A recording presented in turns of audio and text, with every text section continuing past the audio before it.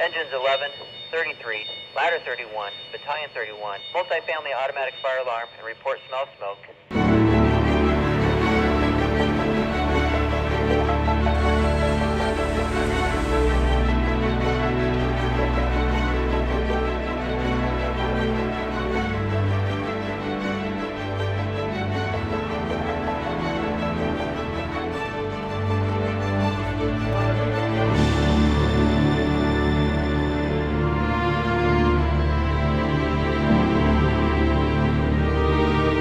Welcome to the IMS Alliance Passport Accountability System.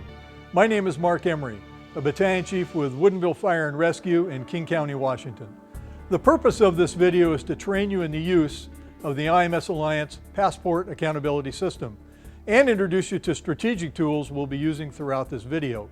Personnel accountability is not a new concept, yet many fire departments continue to struggle with its implementation.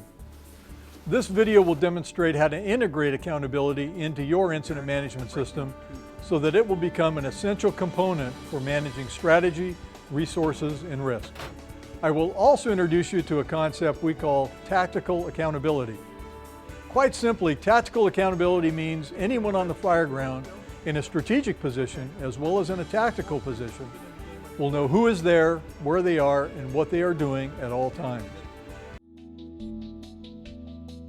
The problem of achieving and maintaining personnel accountability is twofold.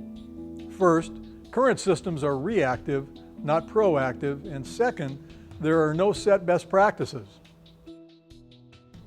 Virtually all personnel accountability systems will tell you who is at the incident. Some can tell you where people are. This system has been designed to help you track who is there, where they are, and what they are doing, not just some of the time, but all of the people, all of the time. Most accountability systems have been designed as reactive systems rather than proactive. These systems only become valuable when a firefighter is missing or dead. Using IMS Alliance passports and status boards to proactively achieve and maintain tactical accountability will ensure that your firefighters are not missing and that it's always a round trip back to the fire station. Achieving and maintaining tactical accountability is not just my opinion, it is the national consensus. NFPA 1561 5.3.10 states that the incident commander shall maintain an awareness of the location and function of all companies or units at the scene of the incident. It goes on to say in 5.8.9.2, this awareness shall serve as the basic means of accountability that shall be required for operational safety. Unfortunately, these standards and mandates don't tell you how to comply. Compliance is up to the authority having jurisdiction. In other words, your fire department must decide how to comply.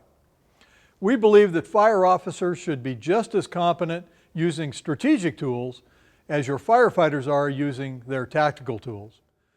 Here's the bottom line. If you don't know who's there, where they are, and what they are doing at all times throughout an incident, exactly what have you been managing?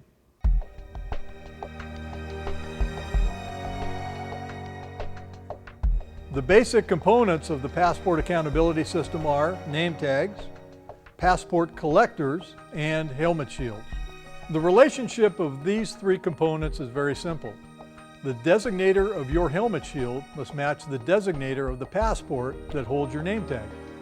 For example, if your name tag is attached to the ladder 31 passport, your helmet shield should show ladder 31. There are three passports used in the system: white or primary, red, which is the backup, and green, which is the reserve. The white passport is in play during an incident. The red backup passport remains at the apparatus. The green reserve passport stays in the fire station. The goal is for each company passport to be assembled by a fire officer so that it shows the correct representation of each member assigned to that team.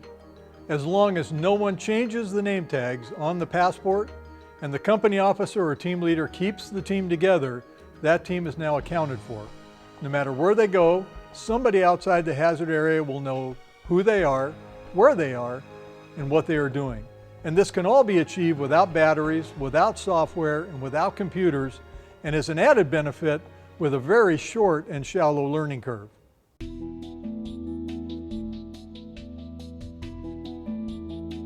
Let's talk about name tag arrangement on the passport. You've got the officer, driver, and firefighters assigned to that team. At the very top goes the officer or team leader. Below the officer or team leader is the driver.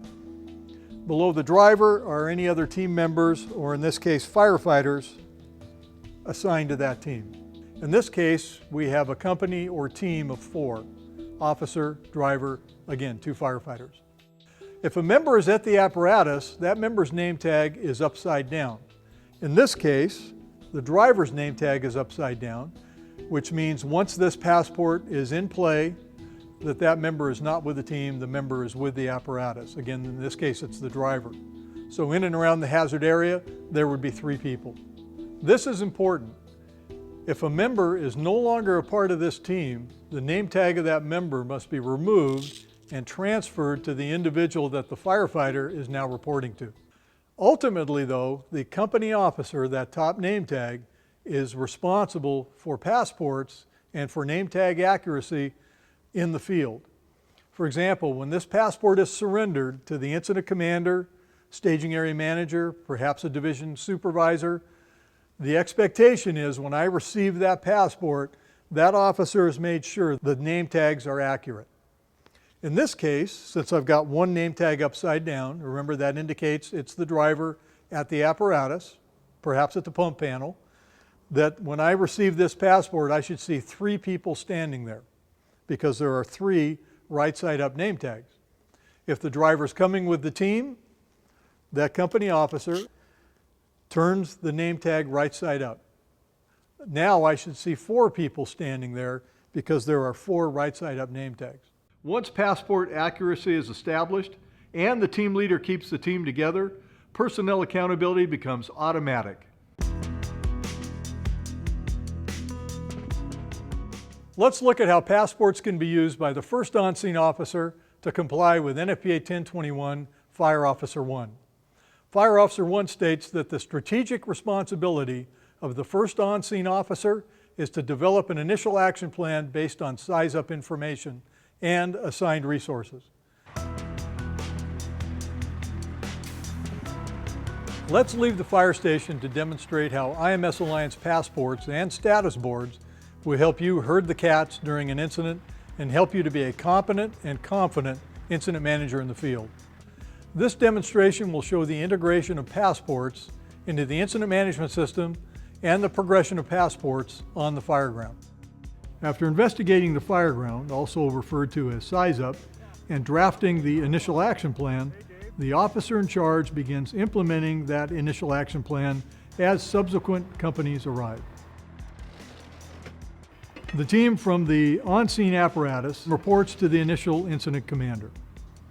The officer delivers the team's passport to the initial incident commander, and as the passport is surrendered to the incident commander, the IC conveys their assignment face-to-face. And as you know, the optimal method of communication on the fire ground is face-to-face. Along with their objective, the assignment includes where the team will enter and where the team will work. The passport is plugged into the action plan, which was drafted on the status board. Once the passport has been plugged into the assignment, that team is now tactically accounted for, who they are, what they're doing, and where they are. The passport represents the who, the tactical objective represents the what, and the location of entry and area of work being done represents the where.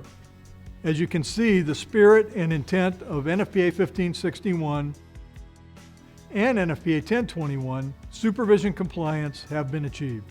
The team then proceeds into the building to initiate their assignment. In this case, their assignment was to investigate and report from Site A on Floor 3. Notice the use of the words from and on. These 2 words ensure that geographic tactical accountability is achieved. The team enters from Site A and investigates conditions on Floor 3. Unless otherwise directed, as additional companies arrive, they should report to the incident commander with tools, equipment, and perhaps extra air cylinders and their passport.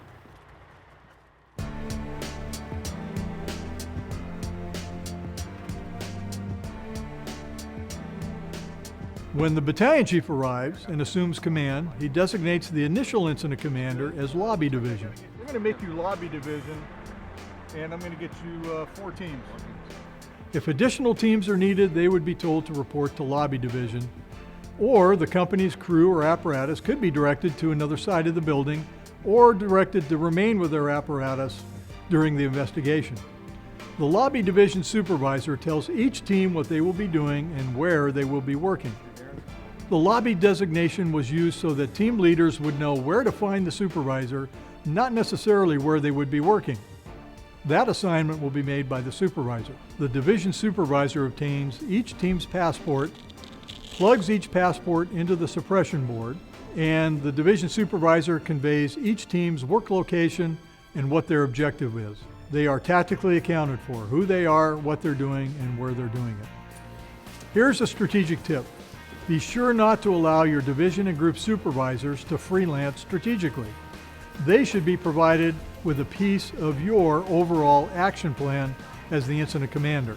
By doing so, you are establishing a standard of care that will help ensure that everybody truly does go home. Your fire officers must be just as skilled with their strategic tools as your firefighters are with their tactical tools.